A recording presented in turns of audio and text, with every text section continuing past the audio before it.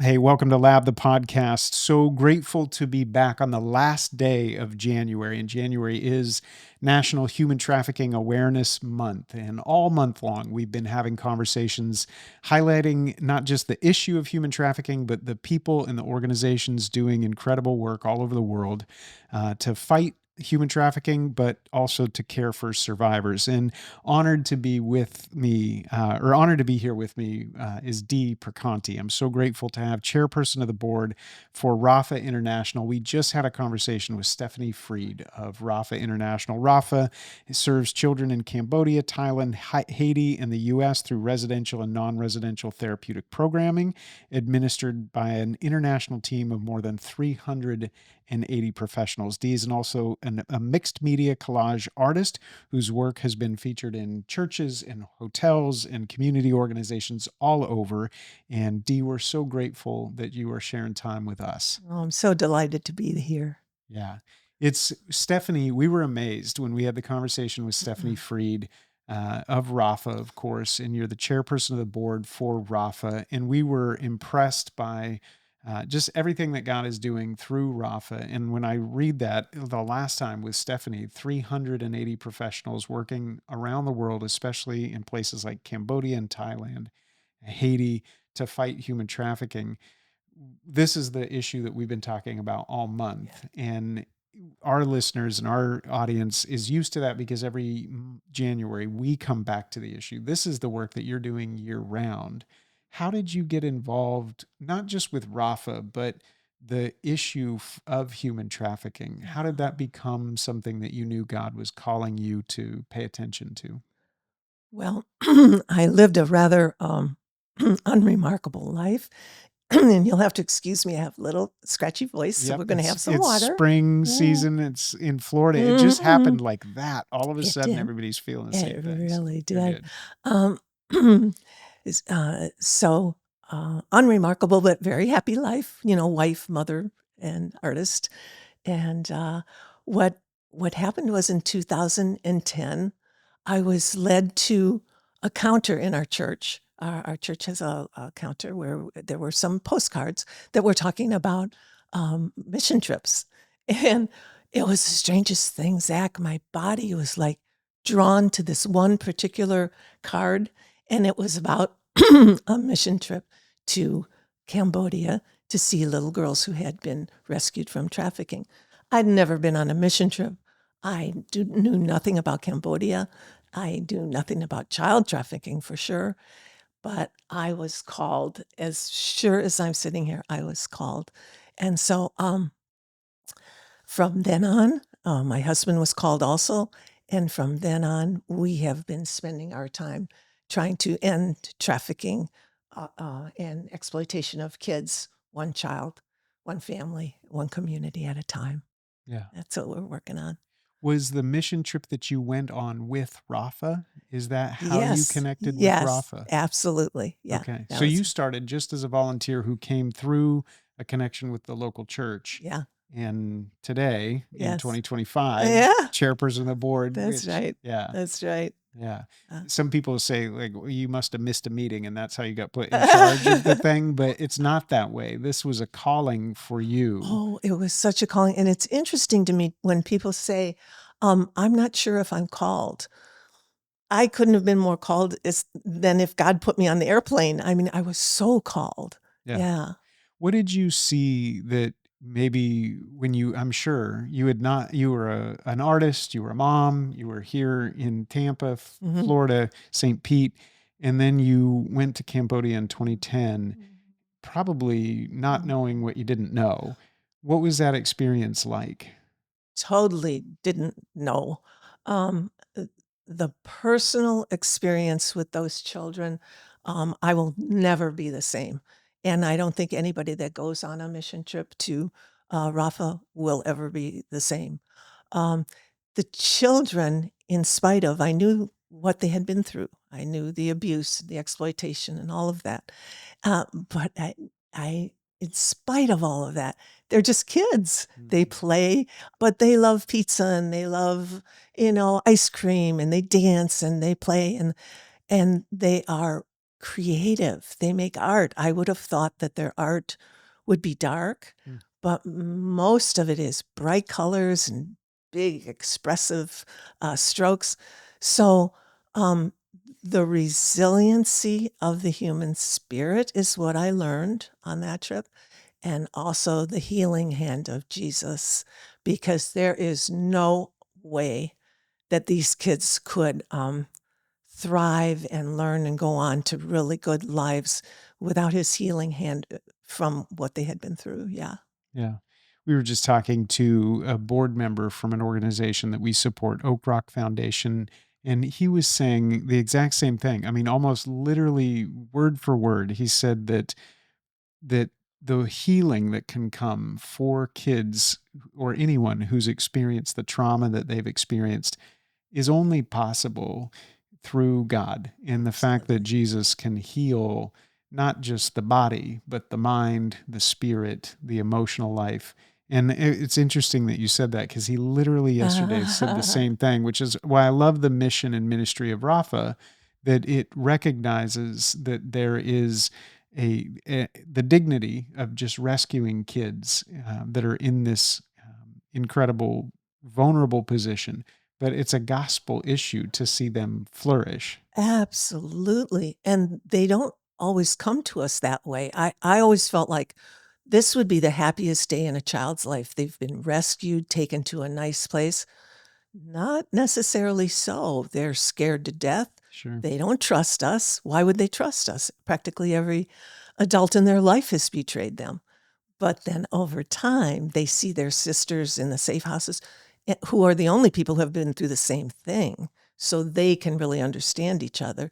They get the love from the house mothers. They learn about Jesus. And that's when the healing hand happens. It's a remarkable thing. And I would really, really encourage everybody, and especially Cammie and you, to come on a mission Yeah. trip to Rapha with us. We would really love that because it is life changing. Yeah. And I will tell you another thing. It means so much to the children when people come from all around the world to see them, because we struggle with them feeling worthy. They don't Sure. feel worthy. So they feel like, oh my goodness, these people are coming all this way to see us. Yeah. How did the church get involved? Like, how did the connection between Rafa and your particular local church? How was that bridge built? Well, back in the day, we had a worship minister who was always interested in living in Cambodia and doing a music ministry there. And so he reached out to Rapha. He was connected somehow to Rapha. It was through him who put the little cards on the table, and yeah, Yeah. that's how it started. What's amazing, we talk about the life and beauty of the Yeah. gospel expressing itself all over the world. And sometimes we forget, and this is for a young generation. There's been a question mark of the significance of participation in a formal way, the local church. And in our culture, we've been through this big season of deconstruction of institutions. And, does it matter? Does it not matter? But the first thing you said was, I was going to church and I was drawn to this counter, and there's this work that's connected to another work across the world. I think it's the church at its best, and that's happening in so Oh, many local churches. So one thing I want to say before we go too far is, if you're a part of the church, just celebrate that. It matters. Sometimes we forget how beautiful that is, that God is at work knitting us together and weaving together something that's going to bring hope and healing to kids in a completely different part of the country and change our lives in the process. And you were already an artist, and he'd given you that gift, nurturing that gift. And then he connected you to this ministry and opened up a whole new way that gift would be expressed. Did Rafa have art therapy built in 2010 when you went on that? Or were you a part of bringing that to Rafa? I wish I could say I was a part of it. But what we did have, we had this little boat-like structure. And what they did is they made an art therapy room out of this, and that's where the kids would go and make art. And then after that, at all of our campuses, we have beautiful art therapy centers with everything you could ever imagine, even a little stage where the girls can wrap themselves in beautiful fabrics and put on plays. And as I said, they dance, they sing, they make gorgeous art. So Yeah. yeah. What have you learned about the power of art in the process of their healing? Oh my goodness. It is incredible, first of all, for children to be able to express, and many times they can't express with words. Excuse me one second. Yeah. Mm. But they can in art.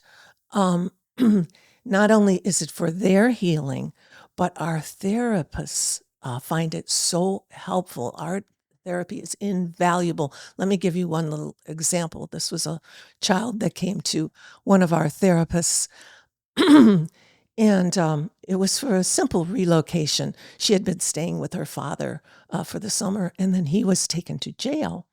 So Rapha needed to relocate her to her mother. Simple. So, but our therapist was speaking with this little girl, and she said, "Why don't we draw something that's important thing that happened in your life?"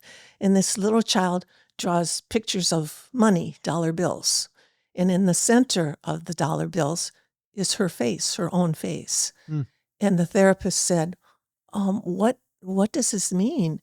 And through her tears, this little girl said, "I'm the money. I'm the money." And as it turns out, her father was trading her for drugs. And she was 7 years old, and he was prosecuted. Mm. We would have never found that out because it was just a relocation. Mm. We weren't looking for Mm. that. I remember a long time ago on a different side of the country, hearing of this young child who was in a classroom and drew a picture of the prompt was for the child to draw a picture of their home. Mhm. And this young man draws a picture of his home, and he drew a picture of the garage, and in the garage was a methamphetamine lab, and he Oh, drew all no. of the different elements of that. And the teacher saw it and had the wisdom to say that that picture is telling me something. Mhm. But your story reminds me of that we don't always have words Mhm. to say what's happening or what we're feeling, but art allows us to express the things that are wanting to be expressed. And I think Mhm. that's what, when I met you and just heard about the work of Rapha, but then seeing the power of beauty to help us discover what is good and know what is true. We know that's like a theory that we talk about all the time at V3, but you see it on display. And we always talk about Frederick Buechner saying that artists, call us to pay attention, and they frame something. And behind us is a picture that you did that's mixed media, and it helps to frame this. You've chosen to use your artistic gift, mixed media, and that power of putting a frame around it to tell a story. I wonder if you can talk a little bit about, you brought three pieces today that we'll kind of talk about. But when you approach this, like the piece that's behind us, you're asking us to pay attention to something particular. So Mhm. maybe talk about the process and maybe this piece behind me. Sure. Well, first of all, it was all Holy Spirit led. Our friend Gina White, Yeah. who you did the big reveal in Sure. September Yeah. for her gorgeous Beautiful. and caustic work, Beautiful. I'll Awake My Soul too. It Yes. was gorgeous work. She is also my friend. And so she had asked me to do a series of Stations of the Cross. And if somebody's not familiar with that, that's just Christ's journey from the time he was condemned to crucifixion to when he was laid in the sepulcher, which I did do. And those led me to think about the comparison of Christ's journey of suffering to the same thing about our children, our Rapha children's journey of suffering and the things that they have to go to. But then in the end is resurrection and beauty and glory and all of that. And I will admit to you, I am not totally happy with this piece because for those of you who can't see, it's a big goopy thing. It's got the back of the canvas is all covered in jewels, and it's sparkly big gold frame, and at the top is a picture of a photograph of a girl who's very close to my heart. Her name is Rosie, and she had been trafficked and then came out the other side to being a very successful, happy, young woman. So, and her eyes are, in the photograph, her eyes are slanted up looking at Jesus. And, but I don't think it's done because I don't think it's big enough. It's not glorious enough. I think it should have like sun rays or beams or something coming, jutting out of it. Um, so yeah, this is the good news. This is the hope and healing part of it. This is the other side of when the kids have gone through all the suffering and the beatings and all the exploitation and all of that. Um, the other two pieces I brought were a little sadder. The first one is a canvas covered in oh, it's fabric that has a lot of stars, something that a kid would like. And there's an arm, a doll arm, a broken doll arm reaching up toward God. And then several pieces of broken dolls, a head and a leg and an arm. Um, and all to represent crushed bodies, crushed spirits, things that we have to really work on to put all these kids back together again. There's a little tennis shoe that means, represents kids wanting to run away, to escape. But the two important elements on this piece that I did, one is the crown, because these children are precious to God. They're Jesus's beautiful children, and they're royalty to him. And so we work so hard to give them back that feeling of being worthy. And I just want to say this one thing before I go on is one of the things we really uh, deal with is the feeling of just um, karma, that they have, that they deserve this. Mm. They deserve this fate. And of course, we know, of course, that's not true. They don't deserve any of this. They've done no crime. They've done nothing wrong. So we spend lots and lots of time trying to make them feel that they're loved and that Jesus loves them, and the house mothers, and we all love them. So that's what that crown is about. The other important element is the Rose of Sharon, which Jesus is many times referred to as his beauty and sweetness, as the Rose of Sharon. So, um, yeah, wow, this is dark, but we have to know about the beatings, and sometimes the kids are starved into submission and they're drugged, and we have to know all of that so that we can help, The next canvas that I brought is actually a depiction of a cemetery. There are lots of crosses on there. There's a big crucifix with Jesus in the middle. And the crosses are representing the deaths of children. Children not only go through trafficking, but some of them die. I read somewhere that the life expectancy of a child in that life is 7 years. So we really need to stop this. We need to pray that the perpetrators have a change of heart. We have just got to really stop. Some of the other elements, just very briefly, on this canvas is like a snake-like element at the top that is to represent, of course, Satan. And then there are vines, and the vines mean two things to me. One, the vines are a bad thing, the beatings of Jesus and children and so forth. But also, it's at the top of the canvas, which reminds me of a crown of thorns, which says Jesus always is victor. Always. He's always victorious. Um, but I do want to take if it's okay with you, I want to take a little segue on this dark one, on this death and darkness, because something that is really, really bothering us now, the nature of the beast has changed. No white van anymore, not very much anyway. It's not like the movies. Kids aren't snatched off the street. Mainly, they are groomed, as we know, by friends or relatives or something like that. But also, the big thing now is the online trafficking. The Center for Missing and Exploited Children said that there were 25 million reported cases of online exploitation. And here's such a remarkable statistic for me. 60% of girls are contacted online with unwanted messages. That's remarkable. That's horrible. So, parents, watch what your kids are doing online. Please, we're begging you to do that. So, I just wanted to put that in there. So, Yeah. No, thank you. I want to go, we'll come back to the digital platform and some of the vulnerabilities and the risks there. I think it's important we have this conversation again. We're having this conversation all month, and that's a theme that keeps coming up. That there is a very real and present danger to our kids, and we can become really comfortable because we've now had technology and we know how to navigate it. We understand that platform as families. sure. And so I think that comfort is good. We know a lot more than we did maybe years ago, but we also can become really complacent. And so it will come back to that.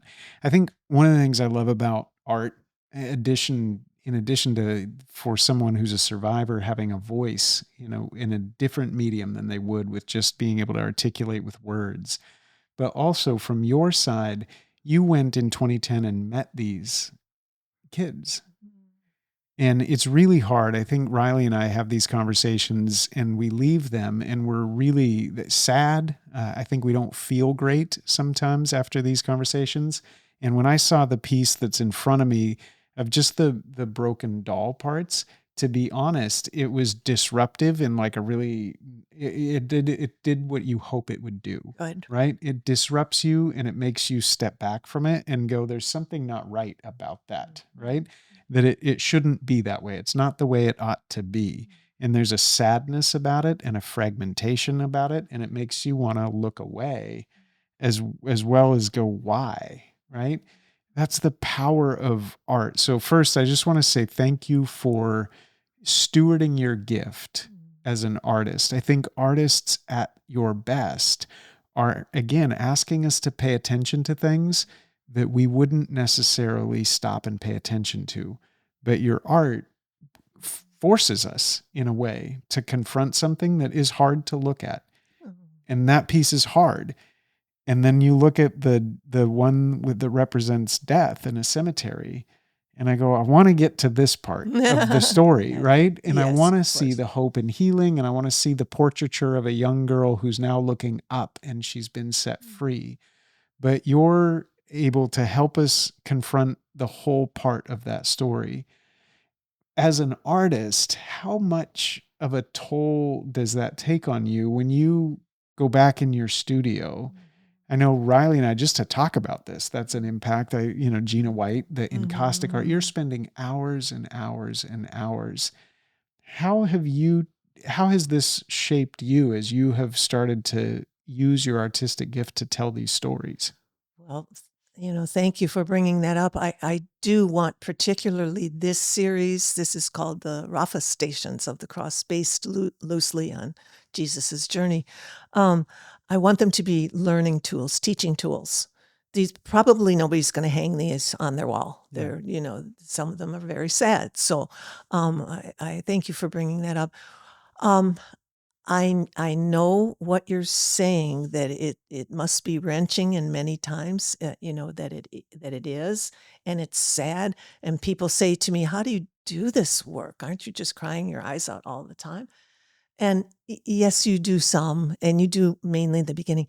But I've been 4 times to the mission field. I've seen these kids grow and thrive, and I've seen the other side. I've seen the glory and the healing. And so actually it's inspirational. I have to portray some of the bad stuff so that we can get to the good stuff. And I'm so glad that you got that, Yes. So yeah, thank you for that.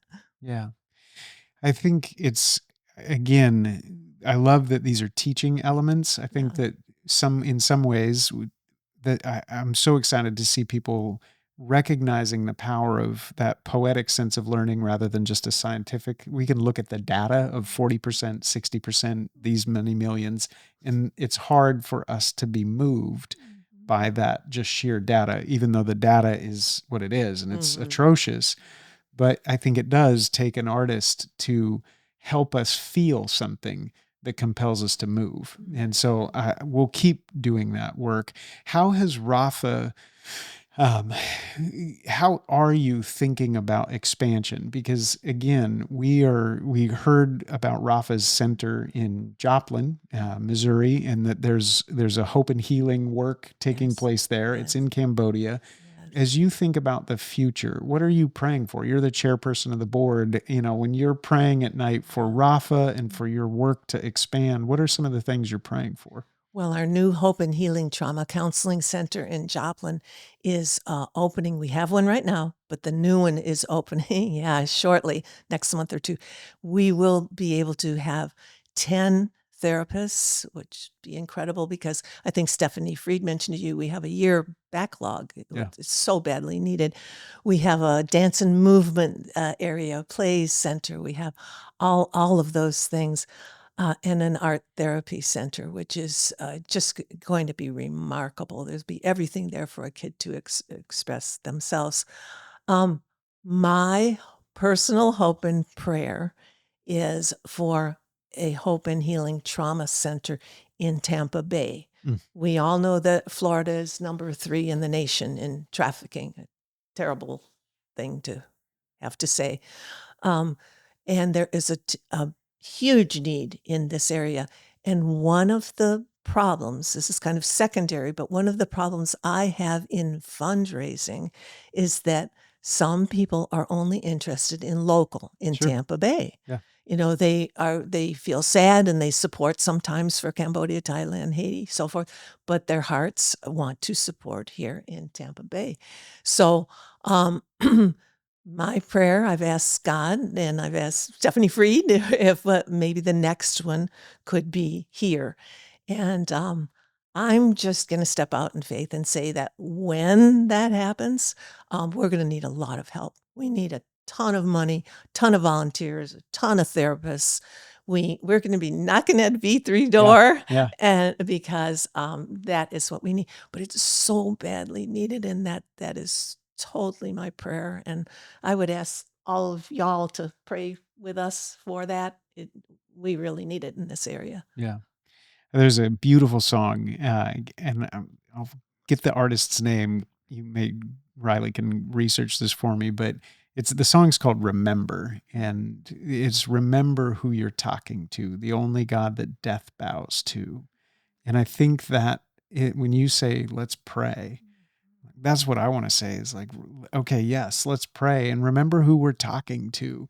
Sometimes, especially in Lab the podcast, we talk about needs that are so big, whether it's for needs in Cambodia, needs right here, or at Joplin, or these incredibly important works that are taking place, and the people behind them that are just trying not to grow weary and doing good, and the need seems so big. And I think one thing for this community, if we could, if somebody said, what's the Lab the podcast community really good at? I would say, let's get really good at praying and believing God. And Yes. remember who we're talking to, that God is his heart is for these kids to be fully healed and restored in a way that only Jesus can do. I think about the story of the man born blind, and people said, who sinned? Whose fault was it? Like, why did this happen? Mhm. And Jesus was walking into that moment saying that this brokenness exists, and it does. But this opportunity exists for the glory of God to be manifest in this person's life. And I love how Rafa says one child at a time, one case at a time.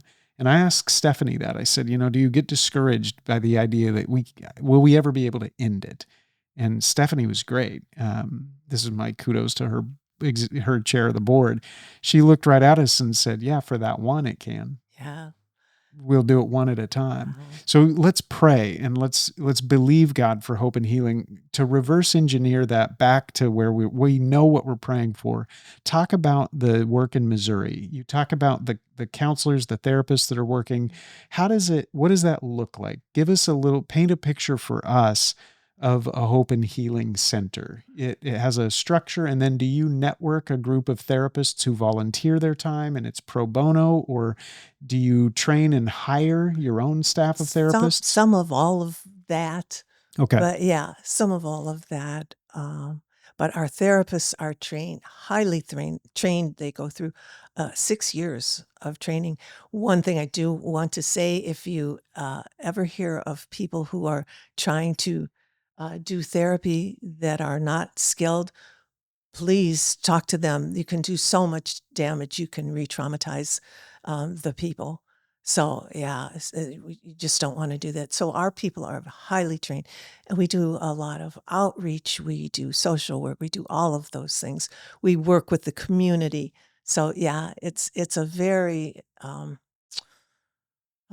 it's a very intricate network, and it's very badly needed, and it's needed here. Yeah. It's really needed here. How do the kids and the families find their way to Rapha in Missouri, in Joplin, in those Hope and Healing centers? Is it referrals through law enforcement or through the district attorney's office? Is it churches? How do people find their way? It's all of those things. And Rapha has a very big presence in Joplin. And, our big sign is Hope and Healing Center is up everywhere. So we are always out there talking to people in outreach. We have training programs. We do training for law enforcement, as you said, and for churches. And we have 30-day prayer book, and we have all of these things that we do. So that's how outreach is huge in Joplin. Yeah. Yeah. And then they hear of us, and also word of mouth. I mean, as we said, we have a year's backlog. Yeah. It's really, really incredible. Yeah, Really I was incredible. a few months ago. We had the honor of talking to the folks who are putting the Isaiah 117 house here in Tampa Bay. And Isaiah 117 house is it's this beautiful ministry that serves this particular gap of when a child is having to be removed from their family and placed in the foster care system. In the gap, where do they go? And is there a government office that they have to wait out while they're trying to find that family that's going to care for them? And Isaiah 117 said, we need a place in Tampa Bay because that's happening all the time. And I hear in a similar way, a Hope and Healing Center needed in Tampa Bay because there's cases where kids are identified as survivors of human trafficking, exploitation. And as those cases then unfold, then everyone turns to each other and says, how do we get about the hope and healing for the kids?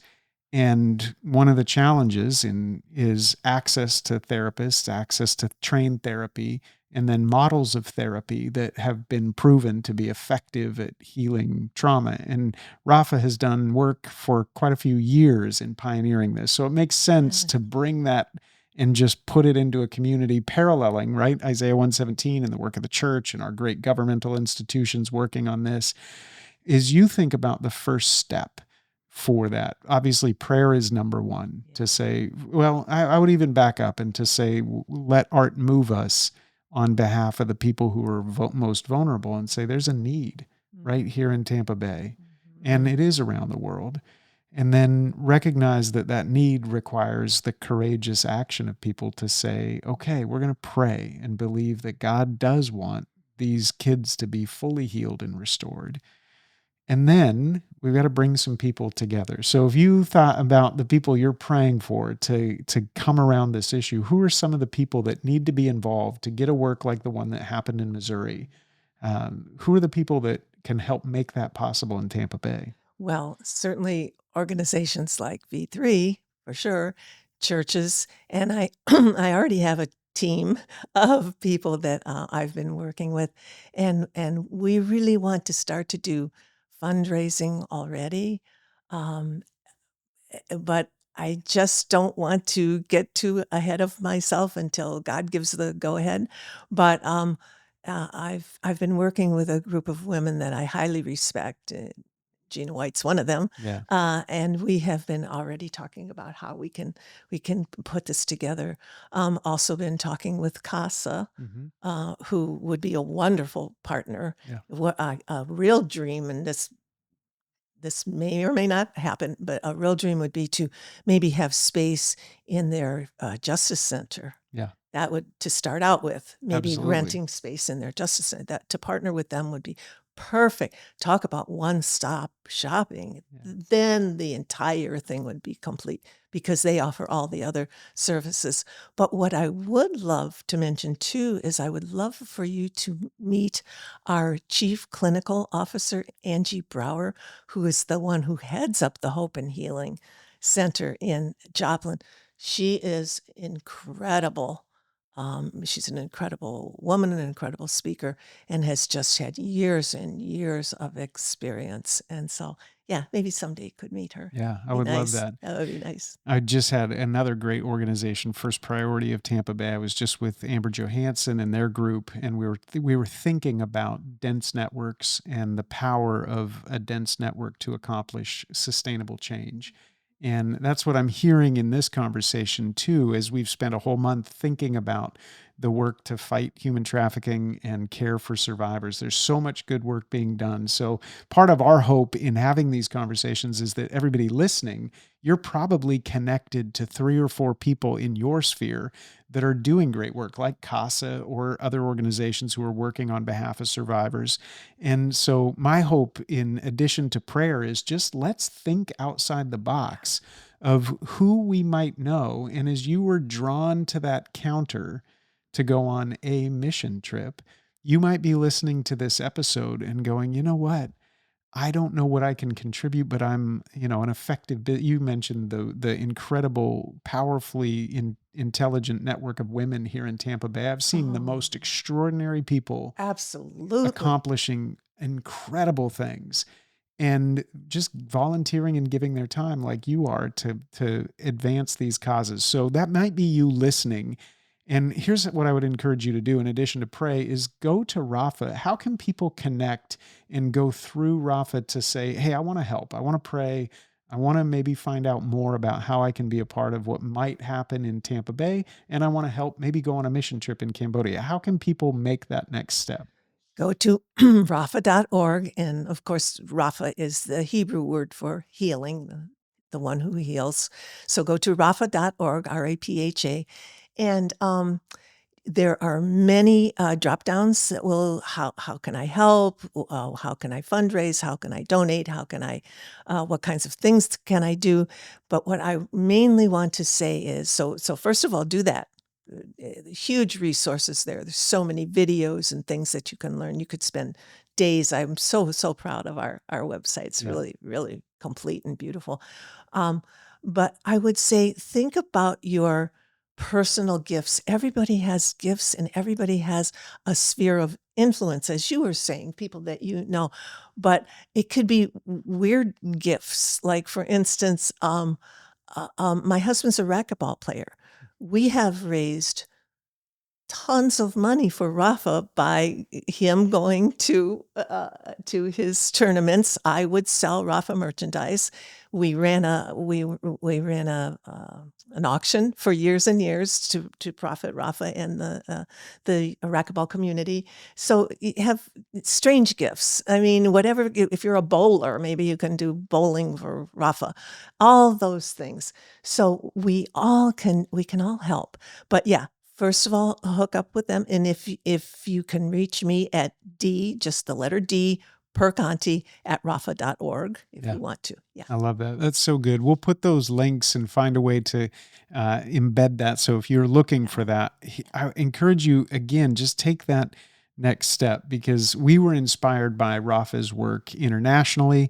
We were excited about the art and the art therapy program. I want to just point your personal site out as an artist too. I think one of the things that we want to keep advocating for is great patronage of the arts and advocate for the power of art to help us point and frame the things that we need to be paying attention to. So if people want to come and explore more of your art and your story, how can they find you and the work that you've been doing in the artistic sphere? I have a website, d.perconti.com. Yeah. Yeah. d.perconti.com. Yeah. Go there. We'll put that link in too so that you can go and look at Dee's work. But I just am grateful for everything you're doing, and I'm aware that that change that we talk about and the healing and the hope that we hope come to all these kids, Oh, we get to love like that because we have first been loved. So I want to leave it with this yes. question: uh, as a as a person, when can you go back and trace that moment where that healing began and you met this God who heals and God who saves? I would like to say that when I was younger, but it was when I looked into the faces of those kids. Mm, Yeah, yeah. that is when I was a changed person forever, and I think everyone is. Everyone I've ever been on a trip with is changed because you see, I'm gonna get emotional, you see God's work on their little faces. Mm, You see that. yeah. Yeah. Yeah. Thank you for being willing to share that because I can't imagine, you again, you grow up as a person of faith, you Yep. have this embedded in our Yep. life and story, and that's definitely true for our family. But I've watched that in my life and in the life of my kids, and I hear that from you that then you see God at work in the life of somebody else. And you're quickly reminded of his work in our life and that he is from generation to generation at work. So, Oh, it's yeah, beautiful. It's beautiful. yeah, there's hope and healing possible. And Riley made a good catch yesterday to say that these are tough conversations. And even this conversation today, even the art may have provoked something in your story that you have gone through, that you have been carrying with fear, shame, hurt, guilt, even um, confusion. And I just want you to know that like we recognize that brokenness is a part of all of our stories. And you might have a particularly painful part of that in your story. And we want you to know that there are people there to help and to walk alongside you, and that you don't have to carry that alone. So, first of all, just know that this conversation is sometimes can provoke stuff in us that we didn't even Right. know was there. And so if that is stirring in you, reach out and process it with someone else. And you can even reach back out to us or go to Rapha, I'm sure, and Sure. look for resources. But I would love that to be part of the ongoing conversation. And then let's pay attention to the people in our sphere of influence too. You quoted some statistics, and maybe you can pull this one back quickly, but the impact not just to the person who's been rescued from this kind of tragedy, but the impact then extends to the family. So it may not be you that have gone through this intense trauma, but it impact. 40%.